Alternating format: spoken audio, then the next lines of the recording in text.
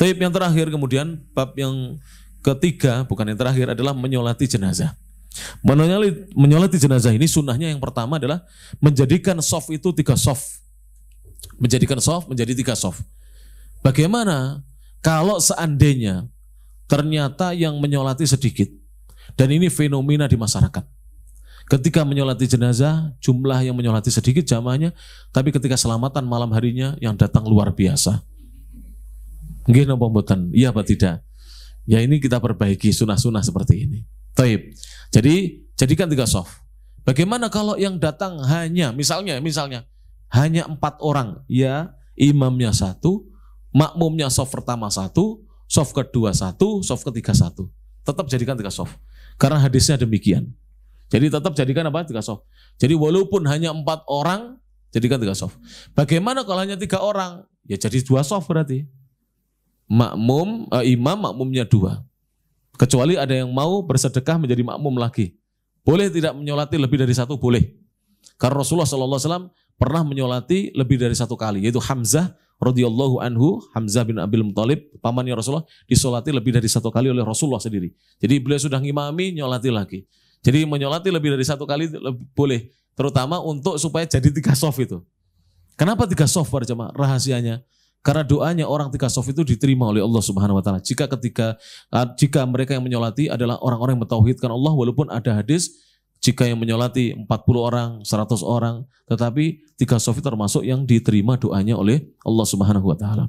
Yang kedua, di mana imam berdiri? Imam berdiri lurus dengan kepala mayit. Jika mayitnya laki-laki, atau lurus dengan perut atau bagian tengahnya jika mayitnya perempuan. Jadi kalau mayitnya wanita, ambil tengah-tengahnya, ini kepala, ini kaki, tengah-tengahnya. Kalau mayitnya laki-laki, pas di bagian kepalanya. Jelas para jamaah yang rahmatullah ta'ala. Bagaimana kalau yang meninggal satu keluarga? Dan di situ ada laki-laki, suaminya, istrinya, dan anak-anaknya. Maka yang paling depan imam adalah suami, bapaknya. Pas imamnya berdiri di kepalanya. Kemudian ibunya bagaimana? Jangan lurus dengan bapaknya, ibunya agak ditarik ke atas. Jadi nanti tengahnya ibu pas di kepalanya suami. Sehingga lurus dengan imam. Jelas? Caranya begitu. Jadi nanti tidak sejajar begini. Yang ibu agak, jadi nanti misalkan ini yang bapaknya, kita pas di kepala imamnya. Ibunya nanti agak di sini supaya kita pas tengah. Yang begini. Setelah itu baru yang lainnya. Jika ada anak laki-laki, maka anak laki setelah bapaknya. Baru kemudian seperti shaf salat itu. Seperti shaf salat. Seperti itu. Dan seterusnya. Itu di Masjidil Haram saya sering lihat itu. Di Masjid Nabawi kita sering lihat mahasiswa. Jadi tidak rata itu. Jangan tuh heran loh kok natanya seenaknya sendiri. Bukan seenaknya, itu sesuai sunnah. Sampai kalau rata malah seenaknya sendiri itu namanya. Jadi yang sesuai sunnah memang begitu. Jadi yang lurus dengan imam itu disesuaikan. Ya, imamnya lurus dengan kepala jika jenazahnya mayitnya laki-laki.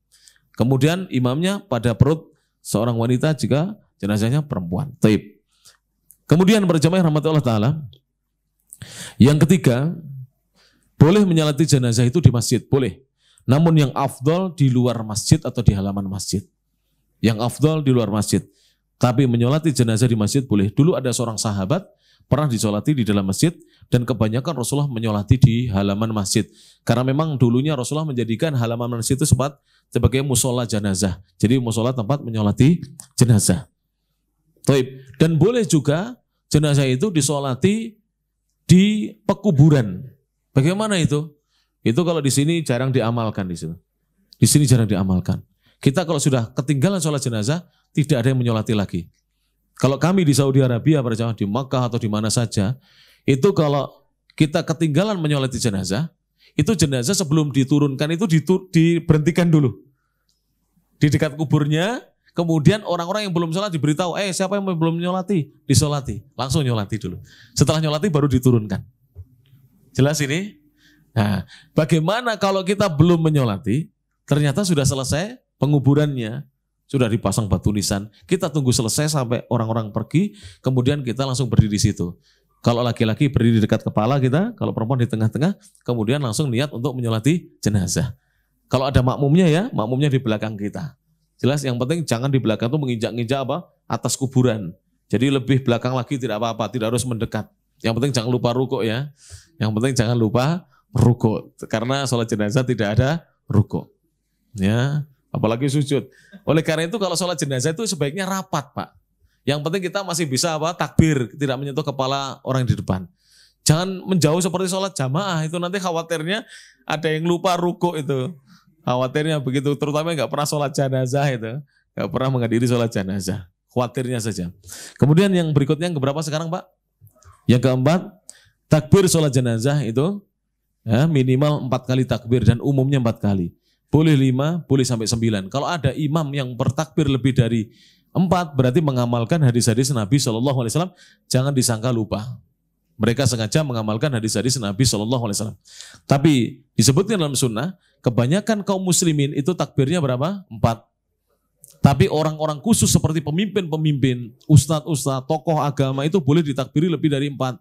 Sebagaimana dikerjakan di zaman Nabi SAW. Tapi umumnya 4. Ya. Kemudian berjamaah, yang kelima, disunahkan mengangkat kedua tangan ketika takbir pertama. Jadi takbir pertama, karena dalam sholat jenazah itu, takbirnya ada 4. Takbirnya disebut takbir pertama, at-takbiratul ula, kemudian ats-tsaniyah yang kedua, kemudian ats-tsalisah yang ketiga, dan ar-rabi'ah yang keempat. Dan Nabi SAW disebutkan dalam hadis-hadis yang sahih, itu hanya mengangkat di tangannya di takbir yang pertama. Takbir kedua sampai keempat beliau tidak mengangkat tangan, Nabi. Tapi Ibnu Umar memberi contoh kepada kita, bahwa Ibnu Umar mengangkat tangannya pada semua takbir seperti takbir sholat id. Ibnu Umar itu. Sehingga kita boleh mengikuti sunnah Nabi dan boleh mengikuti sunnah sahabat. Jadi tidak perlu dipertentangkan ini. Tapi bagaimana sebagai makmum? Kalau kita makmum, imamnya mengangkat terus, maka kita ikut mengangkat. Jangan panjenengan, imamnya mengangkat terus, yang kedua mengangkat, panjenengan begini saja. Ini berarti menyelisih imam namanya. Tapi kalau imamnya hanya pertama Allahu Akbar, setelah itu Allahu Akbar, yang kedua tanpa mengangkat, ya panjenengan jangan ikut jangan mengangkat. Jadi ikuti imam, tidak mengangkat. Sebaiknya demikian. Karena ju'ilal imamu liyu'tamma bihi. Imam itu dijadikan untuk diikuti. Jangan menyelisih. Walaupun tidak membatalkan sholat, tapi itu mengurangi pahala menjadi makmum. Karena makmum itu tidak boleh menyelisih imamnya. Sama dengan begini, panjenengan sholat subuh di masjid yang imamnya pakai kunut. Ya ikut kunut. Jangan begini, Pak. Ini pemahaman kita yang lama itu. Karena begini, yang mendoifkan hadis tentang kunut subuh, Imam Ahmad, itu kalau sholat di belakang Imam Syafi'i itu ikut kunut. Imam Ahmad loh.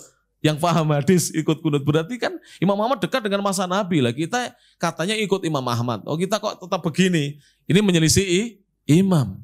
Ibnu Umar pernah sholat subuh di belakang seorang pemimpin yang dia masih terpengaruh mabuk. Setelah sholat subuh 2 rakaat, dia mengatakan mau saya tambah katanya. Tambah sholat lagi. Sholat subuh 2 rakaat mau saya tambah. Ibnu Umar mengatakan seandainya dia menambah, saya juga menambah. Dosanya ditanggung dia, bukan saya. Tapi kalau saya tidak mengikuti dia, dosanya saya tanggung. Karena tidak mengikuti apa? Imam. Jelas ini para jemaah. Diikuti imamnya. Jadi dilihat imamnya takbirnya bagaimana ya. Begitu.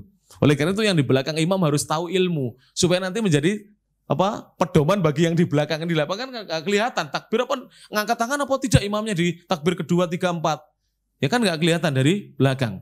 Maka hendaknya yang di belakang imam ini orang-orang yang mengerti ilmu. Setelah takbir yang pertama, itu sunnahnya membaca ta'awud lebih dahulu, kemudian Al-Fatihah, dan disusul surat pendek.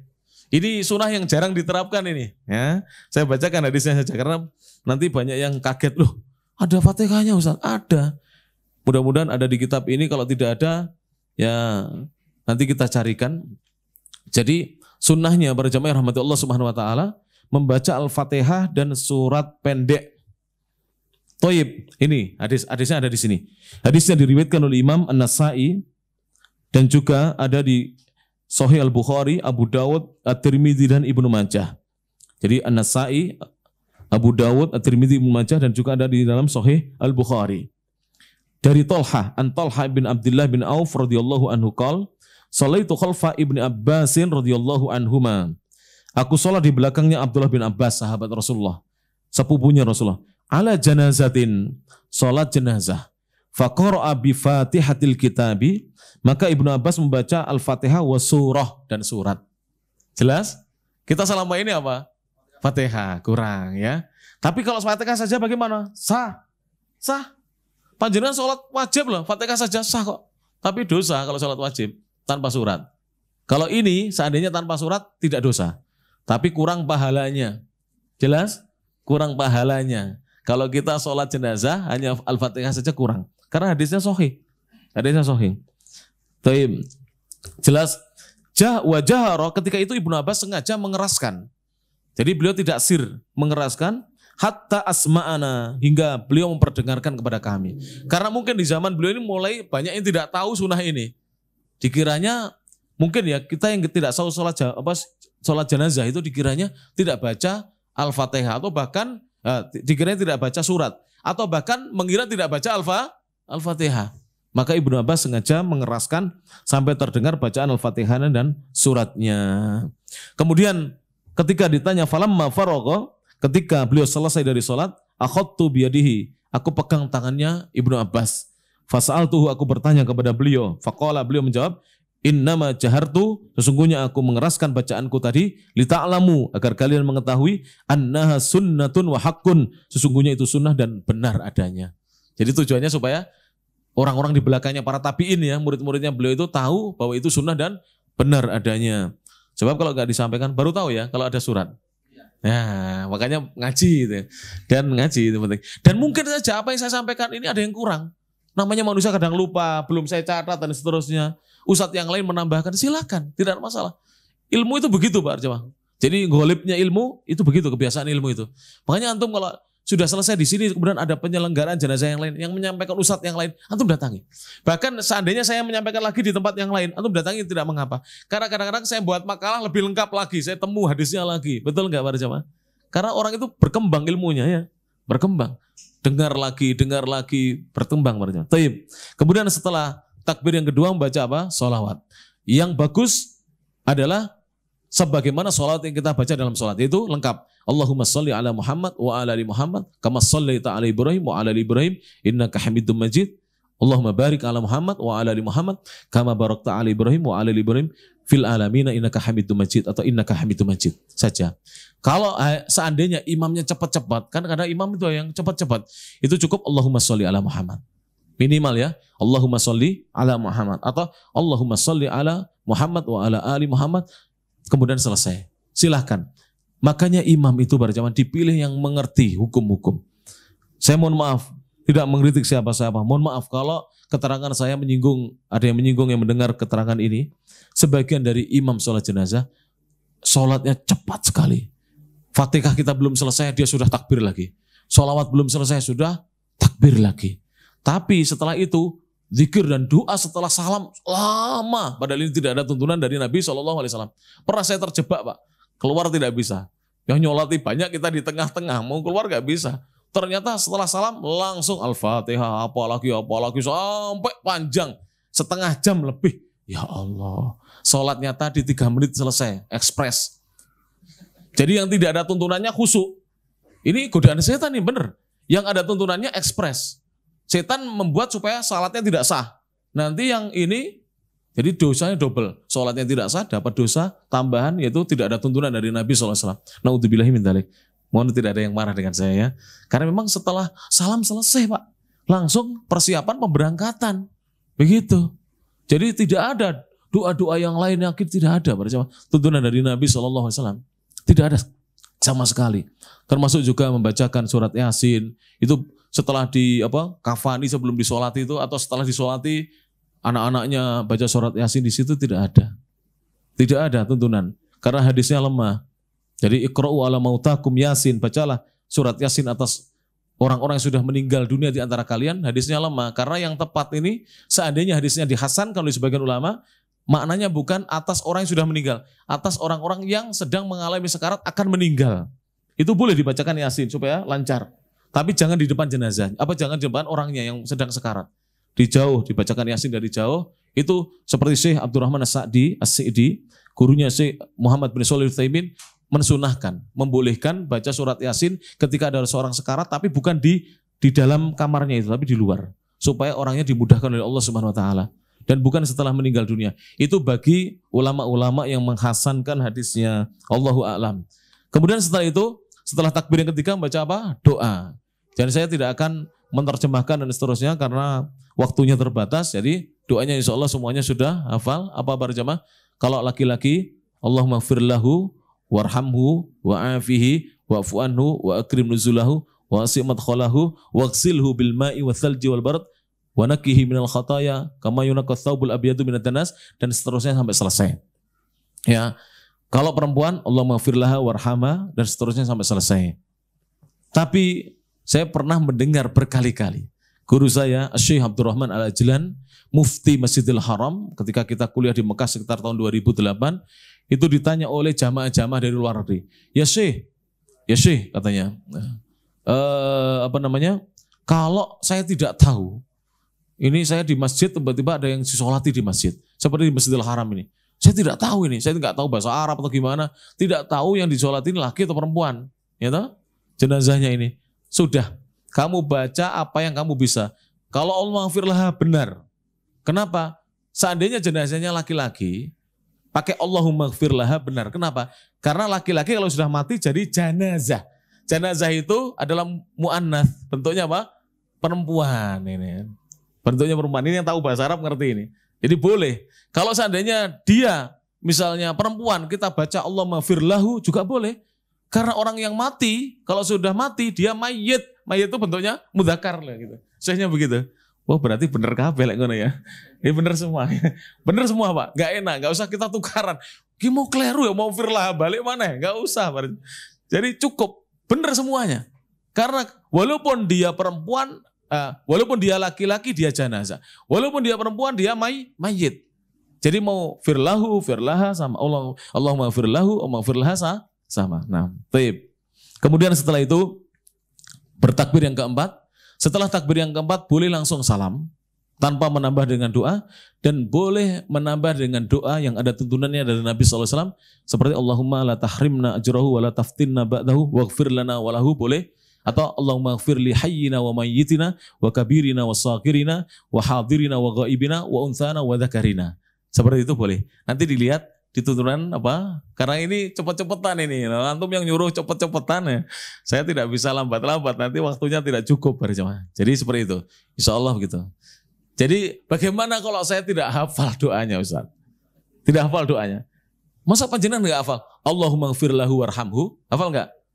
Sampai di situ aja. Allahumma gfir lahu warhamhu. Ya Allah ampunilah dia dan rahmatilah dia. Ulangi lagi setelah takbir yang keempat. Tidak mengapa. Para ulama mengatakan tidak mengapa. Yang penting doa. Bahkan wong diam saja tidak membaca doa setelah takbir yang keempat boleh kok. Tidak mengapa. Kalau tidak hafal doa-doa yang lainnya. Intinya didoakan supaya diampuni. Tapi tolong imam-imam jangan terburu-buru. Dikhusyukkan gitu Pak. Saya coba ya, berkali-kali kita menyolati jenazah. Padahal jenazah ini bukan orang terpandang. Maksudnya orang biasa, jamaah biasa. Saya pelankan. Allahumma gfir lahu. Pelan saya. Itu bisa menangis kita, tanpa sadar itu menangis Pak. Tapi kalau kita buru-buru, selesai itu tidak ada perasaan sedih dan seterusnya. Enggak, itu ada kesan yang ya Allah bener. Apalagi kalau ini ibu kita atau ustadz kita, pasti kita bakal menangis. Pelan ya. Allahumma gfir lahu sambil diresapi. Walaupun kita nggak tahu artinya. Warhamhu wa'afi. Itu bisa nangis sendiri kita. Luar biasa Pak. Makanya jangan buru-buru sholat jenazah itu. Mungkin seandainya kita perlambat sedikit itu hanya 10-15 menit paling lama. Tidak ada lah sholat jenazah 15 menit, tidak ada para jemaah. 10 menit sudah panjang sekali. Bagus gitu sudah. Jangan terburu-buru. Coba ya, dicoba Bapak-bapak. Sholat jenazah dengan khusyuk begitu. Nanti bisa meresapi. Minimal kita mengingat kematian, kita nanti akan disolati seperti dia di hadapan kita. Begitu. Jangan buru-buru. Kita ingin hikmat, khusyuk dan hikmat ketika menyolati itu. Setelah itu salam. Dan boleh salam hanya sekali dan boleh seperti sholat 2 kali. Bagaimana kalau salam sekali, assalamualaikum saja. Kalau 2 kali, assalamualaikum warahmatullah, assalamualaikum warahmatullah. Bisa difahami? Kalau sekali bagaimana? Assalamualaikum. Sudah ya. Kalau 2 kali, assalamualaikum warahmatullah, assalamualaikum warahmatullah. Begitu tuntunannya. Bagaimana kalau dia lupa terus kemudian assalamualaikum warahmatullah 1 kali selesai. Sah ya, jelas. Jadi 2 kali atau 1 kali boleh. Kalau imam-imam Masjidil Haram kebanyakan apa? Hanya 1 kali. Tapi 2 kali silahkan. Taib. Sekarang kita praktek simulasi menyolati. Ayo kita praktek. Gimana? Di sini atau di mana? Di sini aja ya. Ini anggap halaman masjid. Kan kita sunahnya kan tadi yang paling baik di luar masjid. Tapi di dalam masjid boleh. Di pekuburan juga boleh. Di rumah juga boleh. Kita anggap di sekarang. Ini bagian kepala, sudah. Jadikan 3 soft, minimal 3 soft. Kalau 4, 5 yang bagus. Semua ikut nyolati bagus. Nah, rapat aja ya. Ya. Ini masih bisa, sinilah. Ya, dirapatkan. Ya. Jarak soft pertama dengan kedua jangan jauh-jauh, tidak usah jauh-jauh. Thayyib.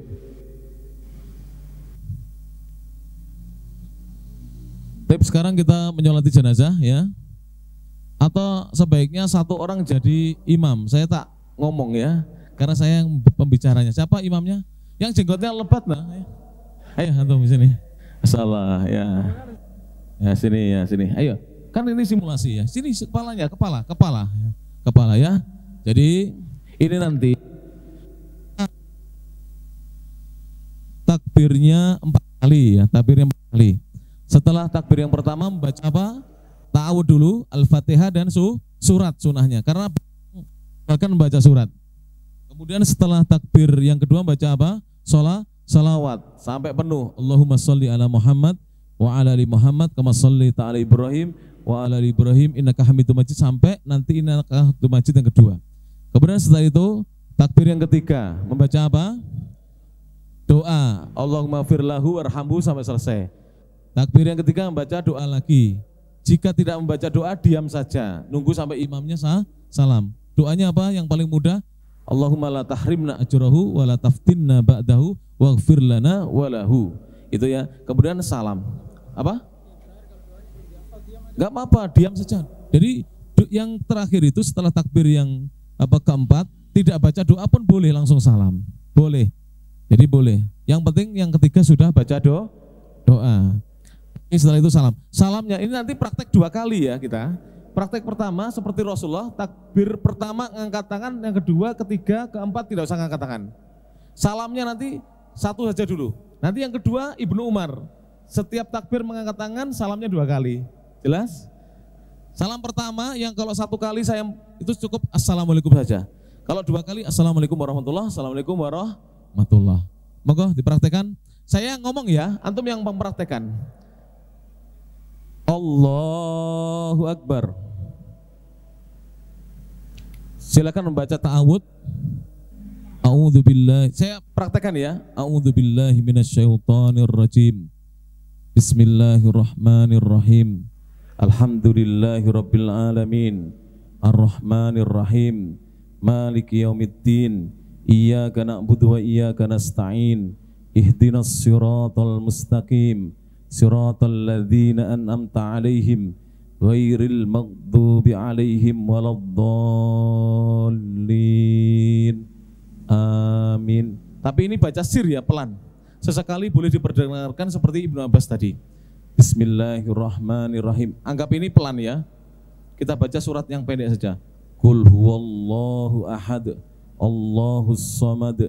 Lam yalid wa lam yulad. Walam yakullahu kufuwan ahad. Takbir kedua enggak usah mengangkat tangan. Allah semua. Allahu akbar. Imamnya dulu ya. Allahu akbar. Ya. Anggap aja ini takbirnya pelan-pelan ya. Saya keras. Baca Allahumma sholli ala Muhammad wa ala ali Muhammad kama shallaita ala Ibrahim wa ala ali Ibrahim innaka Hamidum Majid. Allahumma barik ala Muhammad wa ala ali Muhammad kama barakta ala Ibrahim wa ala ali Ibrahim innaka Hamidum Majid. Allahu Akbar. Allahumma ghfir lahu warhamhu wa'afihi wa'fu anhu wa akrim nuzulahu wa wasi' madkhalahu wa ghsilhu bil ma'i wath thalji wal barad wa nakkihi minal khataya kama yunaqqas thawbul abyadu minad danas wa abdilhu daran khairan min darihi wa zawjan khairan min zawjihi wa adkhilhul jannata wa aidhu min adzabil qabri wa adzabin nar. Allahu akbar. Ya. Allahumma la tahrimna ajrahu wa la taftinna ba'dahu waghfir lana wa lahu. Allahumma ighfir li mayyitina wa hayyina wa dzakarina wa unthana wa saghirina wa kabirina wa hadirina wa ghaibina. Setelah itu Assalamualaikum warahmatullahi wabarakatuh. Assalamualaikum. Sekali saja. Sudah selesai. Sekarang praktek yang kedua, tapi kita hanya gerakan saja ya, gerakan-gerakan saja. Kita nggak usah baca sampai lengkap seperti tadi. Praktek kedua, semua takbir angkat tangan. Terus salamnya dua kali. Terus kita coba yang keempat nggak usah doa, ya dah. Ketiga saja. Jadi kita ambil doa-doa yang pendek-pendek saja ya, pendek-pendek saja. Kita praktek dengan doa-doa yang pendek-pendek. Allahu Akbar. A'udzu billahi minasyaitonir rajim. Bismillahirrahmanirrahim. Alhamdulillahi rabbil alamin. Arrahmanir rahim. Maliki yaumiddin. Iyyaka na'budu wa iyyaka nasta'in. Ihdinas siratal mustaqim. Siratal ladzina an'amta 'alaihim ghairil maghdubi 'alaihim waladdallin. Amin. Ini pelan-pelan loh ya ini. Ini hanya praktek. Jadi ini mohon maaf bagi yang melihat secara langsung, ini praktek. Cuman saya keraskan supaya tahu apa yang dibaca. Bismillahirrahmanirrahim. Qul a'udzu birabbin nas, malikin nas, ilahin nas, min syarril waswasil khannas, alladzi yuwaswisu fi sudurin nas, minal jinnati wan nas. Angkat tangan ya.